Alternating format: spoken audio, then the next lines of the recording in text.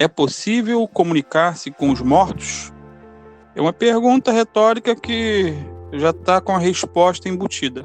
Não é possível, mas há quem acredite ser possível.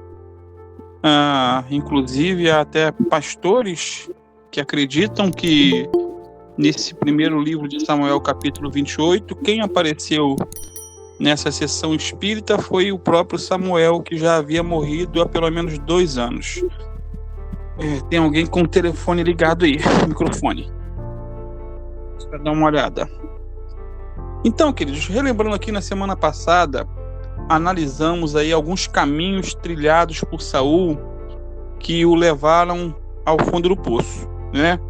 Ele desobedeceu a Deus continuamente e terminou, por assim dizer, numa sessão mediúnica, numa mesa de espiritismo. O primeiro caminho que ele trilhou foi o caminho da desobediência. Depois ele seguiu pela obediência parcial. Depois ele permitiu seu coração ficar literalmente azedo de ciúmes em relação a Davi. Ele perdeu a presença do Espírito Santo e demônios se apossaram da vida desse homem. Foi um final terrível. O último caminho trilhado por ele foi sua ida à cidade de Endor em busca de uma adivinha para consultar o espírito de Samuel, que já havia morrido há pelo menos 2 anos. Ele buscou essa adivinha com o objetivo de conhecer o futuro, né? Ele estava em guerra, ele queria saber alguns detalhes. Amados, a prática da adivinhação, ela é proibida por Deus em sua palavra. Eu sei que cada irmão deve ter plena consciência disso, né? Adivinhação de qualquer meio, horóscopo. Irmãos, a nossa vida está na mão do Senhor. Esse negócio de adivinhação, você dá a tua mão para alguém ler, não permita isso não. São brechas do diabo, né, para ele entrar na tua vida. A prática da adivinhação, ela é proibida por Deus. Levíticos capítulo 19, versículo 26 e 31, diz assim: não comereis coisa alguma com o sangue, não agourareis nem adivinhareis.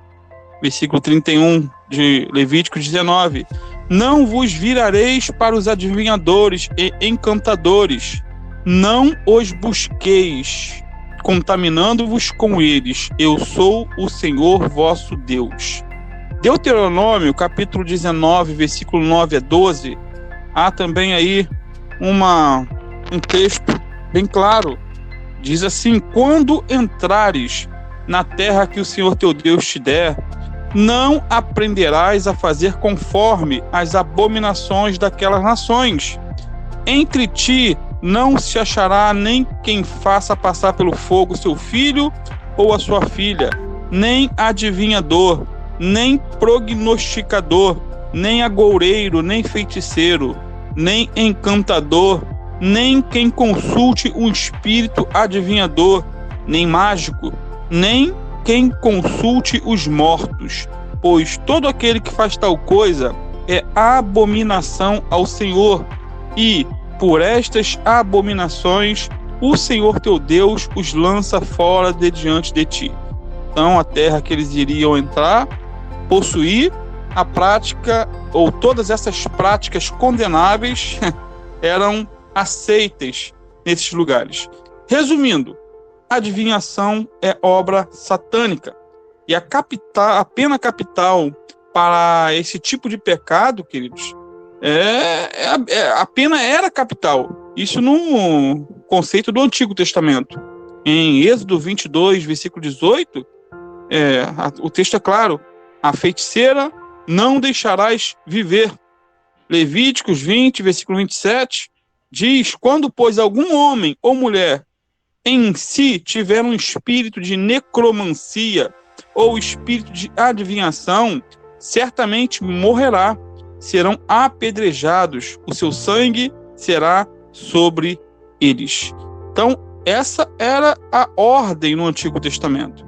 Essa era a ordem de Deus. Ele não permitia esse tipo de atitude, esse tipo de adivinhação, de consulta aos mortos. queridos, o método de Deus, o método é a profecia, né? E não a adivinhação. O instrumento que Deus usa é o pastor e seus servos, e não o adivinhador. A obra de Deus, ela é feita por meio da revelação bíblica e não por intermédio do ocultismo tenebroso. Guarde isso, queridos. O que agrada a Deus é a fé sincera e não a superstição cega. Saul, ele foi a Endor para falar com alguém que já havia morrido por meio de um médium ou uma médium. E eu pergunto, é possível comunicar-se com os mortos? Aqueles que acreditam, queridos, ser possível, eles são chamados de necromantes, ou seja, são pessoas que invocam os mortos. Porém, assim como a adivinhação, a necromancia é terminantemente proibida na Bíblia. Consulta aos mortos é terminantemente proibida na Bíblia. Não que os mortos possam voltar.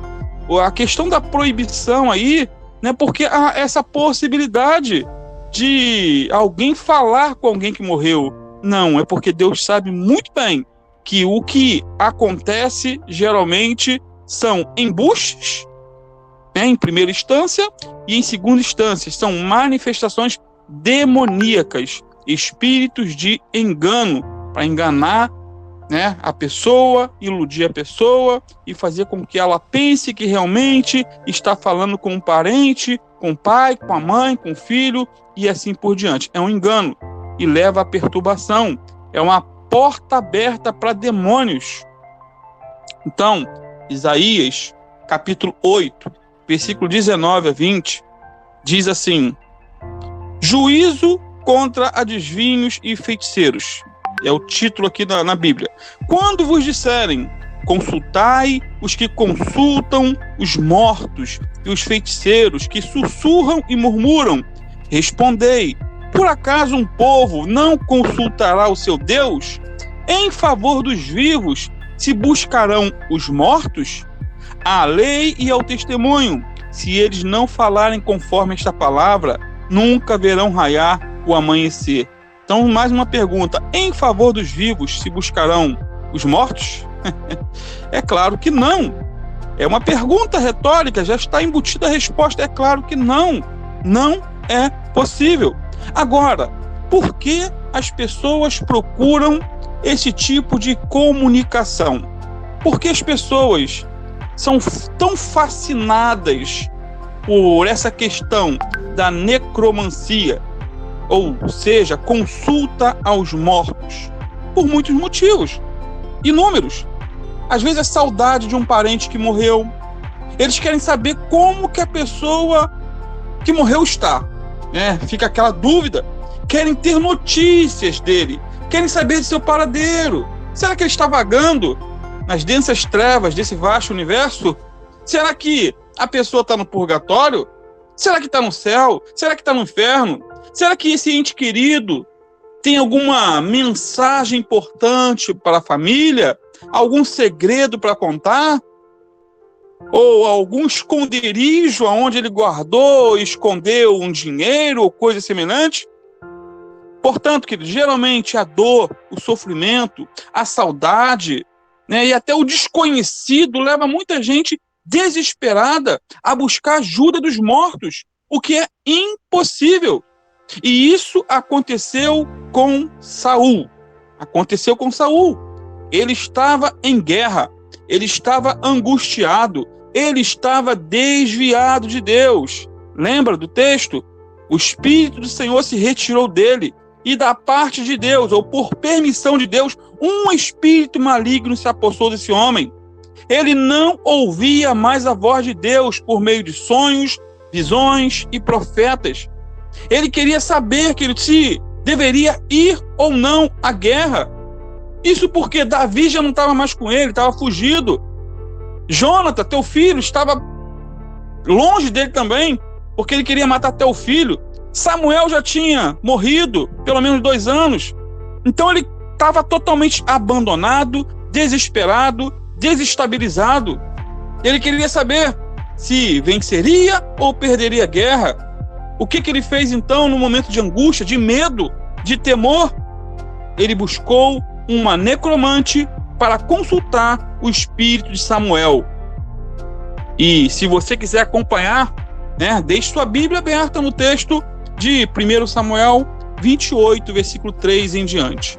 É o texto que trata do assunto que estamos abordando. Primeiro livro de Samuel 28, versículo 3 em diante. E numa leitura, querido, superficial desse texto, muitos podem até sugerir que realmente Samuel, depois de morto, apareceu nessa sessão espírita. Uma leitura superficial de um novo convertido, e dependendo das suas condições espirituais, ele pode chegar a essa conclusão errada. Poxa, se teólogos, até um eminente comentarista bíblico aqui do Brasil, Antônio Neves de Mesquita, ele acredita, na verdade já é morto, mas acreditava que quem apareceu na sessão espírita foi Samuel, então um novo convertido não pode acreditar nisso? Mesmo sendo enganado, mesmo estando enganado?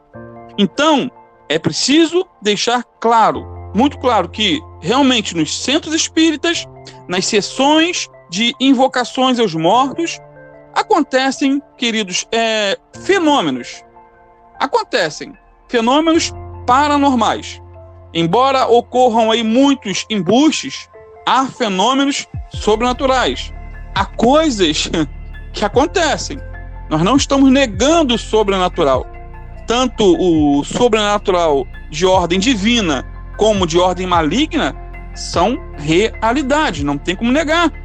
Por exemplo, um embuste ou um engodo bem famoso foi o ocorrido com um suposto Spurgeon que apareceu numa sessão espírita, isso no século XIX. Um pesquisador, ele estava nessa sessão. O médium ali incorporou um espírito e dizia que o espírito era de Charles Haddon Spurgeon, o príncipe dos pregadores do século XIX, um homem de Deus, um homem que teve a maior igreja do século XIX, com mais de 5 mil membros. Hoje em dia existem mega igrejas, mas no século XIX a maior igreja do mundo era dele. Foi aí que o pesquisador perguntou ao suposto Spurgeon qual seria a ordem dos 4 evangelhos. Pergunta simples. Esse suposto espírito gaguejou, confundiu-se, embaralhou-se todo e foi desmascarado. Aí foi um embuste. Como, se fosse realmente Spurgeon, como que ele não saberia a ordem dos evangelhos? Mateus, Marcos, Lucas e João. Um homem que leu a Bíblia mais de 100 vezes. Era óbvio que ele saberia. Agora, se fosse um demônio ali no corpo daquela pessoa, ele com certeza ou provavelmente citaria não só os evangelhos na ordem, mas os evangelhos, as cartas, chegava até Apocalipse. E citaria de Gênesis a Apocalipse de trás para frente. Por quê? Porque o diabo conhece a Bíblia muito mais do que nós. O diabo citou a Bíblia para Jesus lá na tentação. O diabo é teólogo por excelência. Ele é um estudioso, um conhecedor de Deus, mas não deixa de ser diabo. Então, amados, não tem como negar que fenômenos aconteçam em muitas dessas sessões. Se existem, por um lado, embuste, falsidade, existem coisas sobrenaturais. Na verdade, as pessoas escutam vozes, as pessoas têm visões, as pessoas são convencidas que, de fato, se comunicaram com um parente, se comunicaram com alguém morto. Nós não negamos os fenômenos. Nós questionamos, sim, queridos, a procedência e a natureza desses fenômenos. Quem se revela nessas sessões de invocação aos mortos não é o espírito da pessoa falecida. Isso falamos com toda a firmeza. Os mortos não voltam para dizer como estão. Os mortos não se comunicam com os vivos. Quem aparece nessas sessões de mediunidade, de invocação aos mortos, são espíritos demoníacos enganadores. Eles são capazes, queridos, de imitarem a voz do falecido. Eles são capazes de imitar até a caligrafia do falecido. O diabo, diz a Bíblia, é enganador, mentiroso, dissimulado. Ele é o pai da mentira. A Bíblia diz que ele é capaz de se transfigurar em anjo de luz. Ele que vive a rodear a terra e investiga cada detalhe da vida das pessoas por meio de seus agentes, seus demônios, ele sabe muito bem imitar, seja a voz de uma pessoa, seja a caligrafia de uma pessoa, seja falar de detalhes que só a pessoa sabia. Sendo assim, queridos, vemos Saul se dobrando ao espiritismo no texto de 1 Samuel, capítulo 28, versículo 3 em diante. Esse foi o quê? O último passo que ele deu para completar a sua derrota. Foi, por assim dizer, o fundo do poço. Porque mais à frente, em poucos dias, ele estaria morto. E o mais interessante é que nos últimos 40 anos, Saul não quis ouvir a voz do profeta Samuel. Ele não seguia as orientações de Samuel. Ele não seguia os conselhos de Samuel. Ele não procurava Samuel para buscar ajuda. Mas agora ele vai a uma necromante para consultar Samuel, que já havia morrido. É uma incoerência. É uma loucura. O homem estava totalmente desequilibrado. Saul, queridos, ele sabia que essa prática era proibida por Deus. Mesmo assim, ele vai em busca de uma feiticeira. Ele mesmo, pessoalmente, ele havia expulsado todos os necromantes de Israel. Está aí no versículo 3 de 1 Samuel 28. Ele expulsou todos. E Samuel já estava morto. E todo Israel já estava chorando por ele. Versículo 3. E o tinham sepultado em Ramá, que era a sua cidade. E Saul tinha desterrado os adivinhos e os encantadores. Desterrado, expulsado. Agora, diz o texto, ele vai a Endor em busca de uma feiticeira para, no momento de desespero, consultar com Samuel, que já havia morrido. Ele busca o que antes havia condenado. Ele pratica em secreto o que havia condenado em público.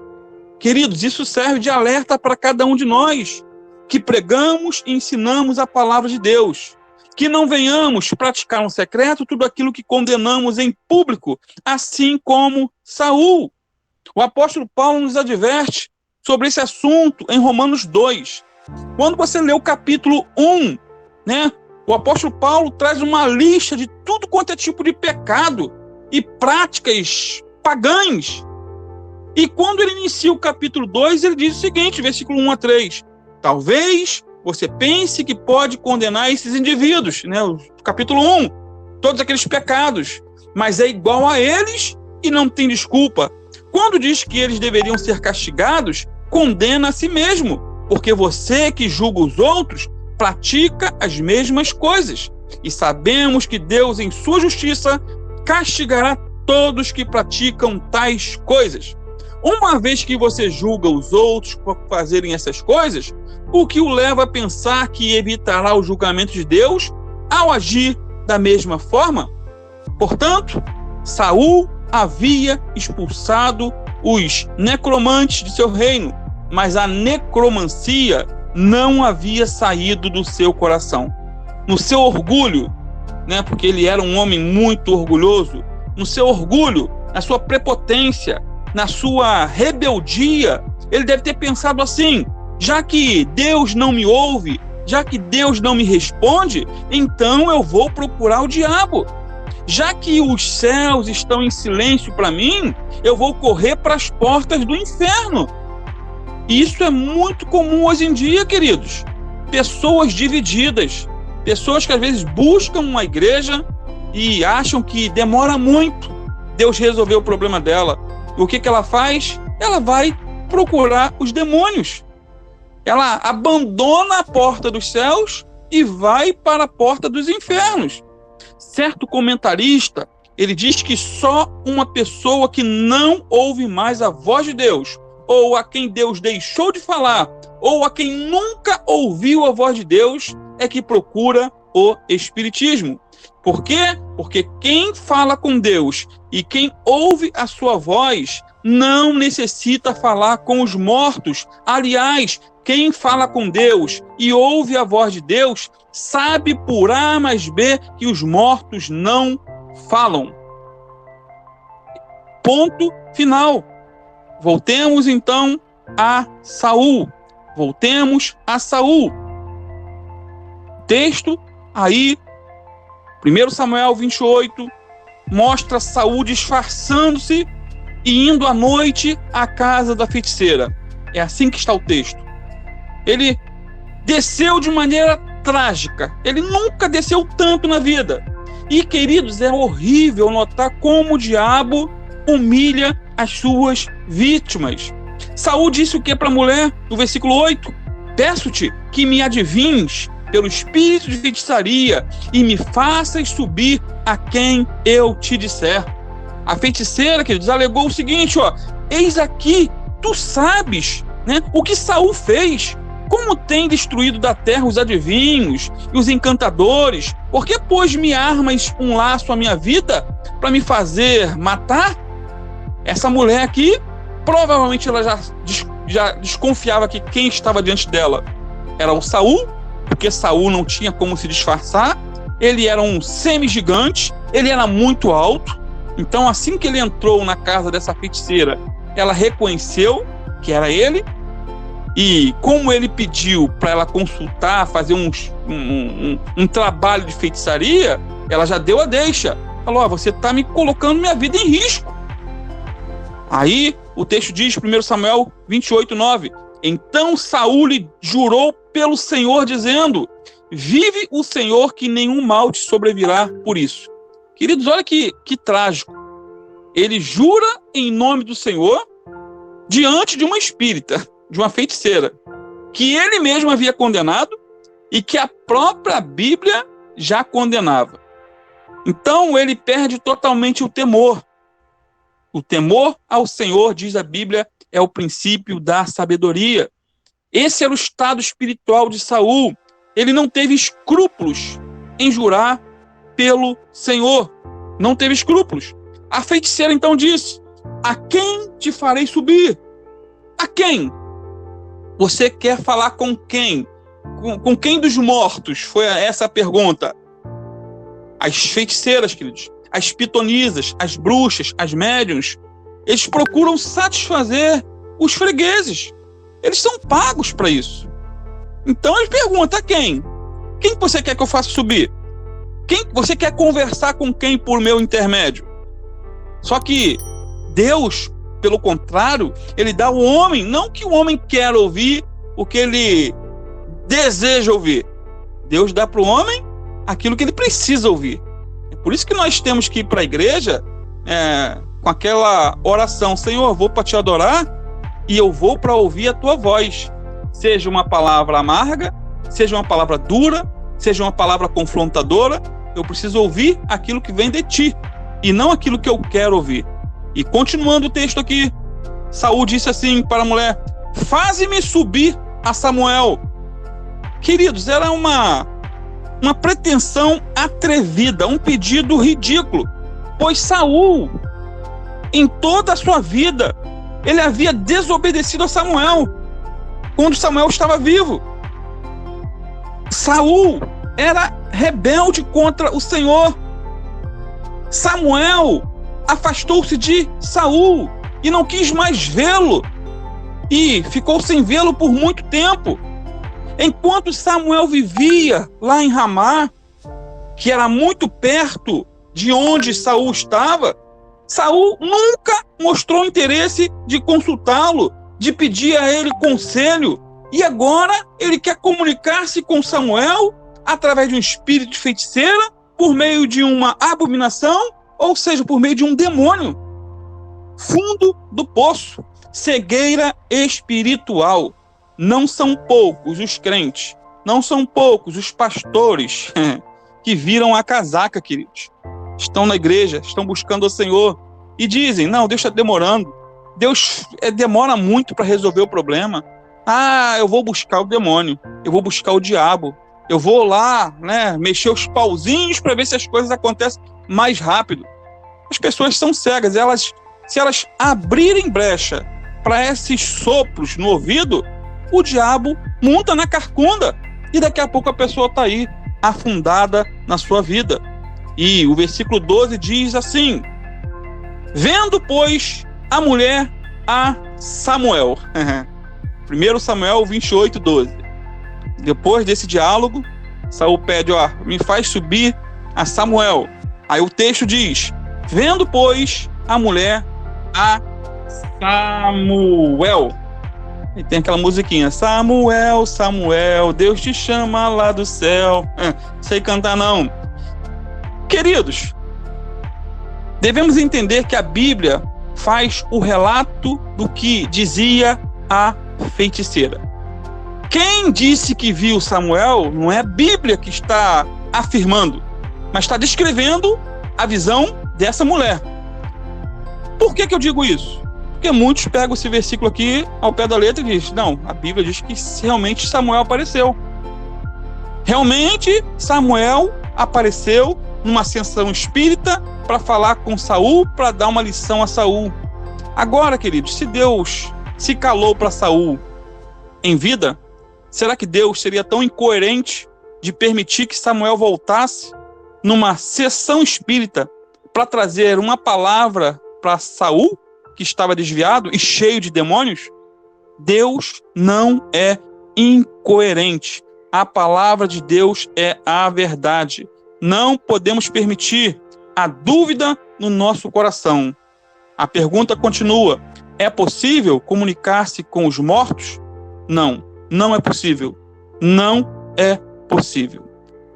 A feiticeira, ela, das duas uma.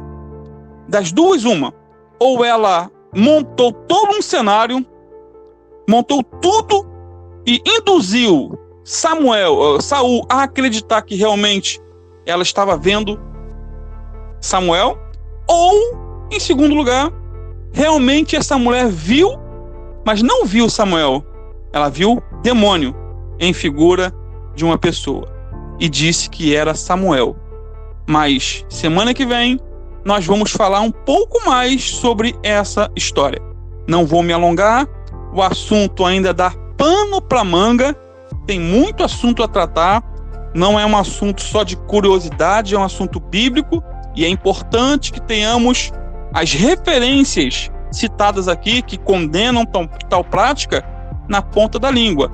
Tá bom, queridos? Mas se Deus quiser, na próxima semana estaremos falando um pouco mais sobre esse primeiro livro de Samuel, capítulo 28, com a pergunta: é possível comunicar-se com os mortos? Não é possível. Há quem crê que seja, e nós estamos tentando provar por A mais B que isso é um engodo de Satanás ou muitas vezes é um embuste. Amém, queridos? Que Deus abençoe cada um dos irmãos, que com muita boa vontade, espero eu, dedicar um pouco do teu tempo para estarem aí aprendendo um pouquinho sobre esse assunto. Estamos estudando a Bíblia, tá, queridos? Usamos vários textos e não temos como fugir de textos complexos, às vezes difíceis, e se não tivermos cuidado, podemos errar na nossa interpretação. Que Deus nos guarde. Amém? Deus abençoe cada um dos irmãos, em nome do Senhor Jesus. Uma boa noite, tá?